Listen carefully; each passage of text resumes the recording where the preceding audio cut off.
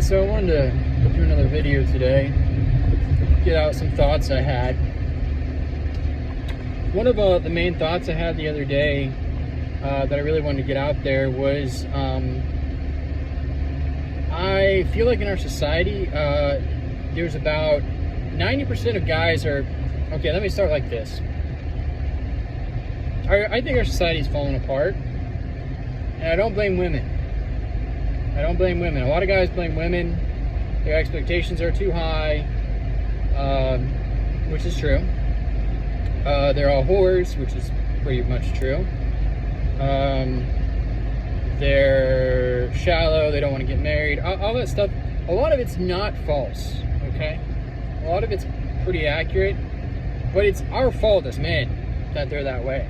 Because you have to realize this. Every society is working like this. Women will do whatever society tells them to do. 80%, 90% of women, maybe even higher, will do whatever society tells them to do. You look at like the Puritans, you look at Islam. If you tell women as a society that they need to cover up, they'll cover up. No questions asked. About 90% of them will. I mean, there's always going to be rebellious ones. There's always going to be outliers. Like, that's just how it is. But in general, 90% of women are going to do whatever society tells them to do. So who gets to define society? Well, men do. And all the good men today are kind of pussies. So 90% of men, I think, fall into one of two categories.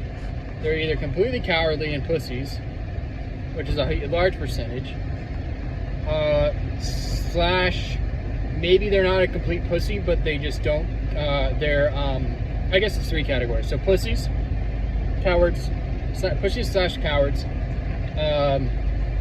not caring at all about society is the second group. Maybe they're just barely making it. Maybe they have a little bit of courage, but not enough to really help society, so they just don't care about society. And then the third group is what is generally considered alpha males, but they usually are extremely, they usually have had tremendous courage, and because of that courage, they feel they deserve more than other people. And then they also believe that it makes them better than other people, and then they use that courage for selfish gain, right? So they could change society for the better, but instead they say, I'm going to use my courage for me and for people around me, maybe, at least to manipulate them or coerce them. To get, basically, they're all about themselves, and they'll do whatever it takes to manipulate those around them so that they get what they want. I think 90% of guys fall into those three categories. One of those three categories.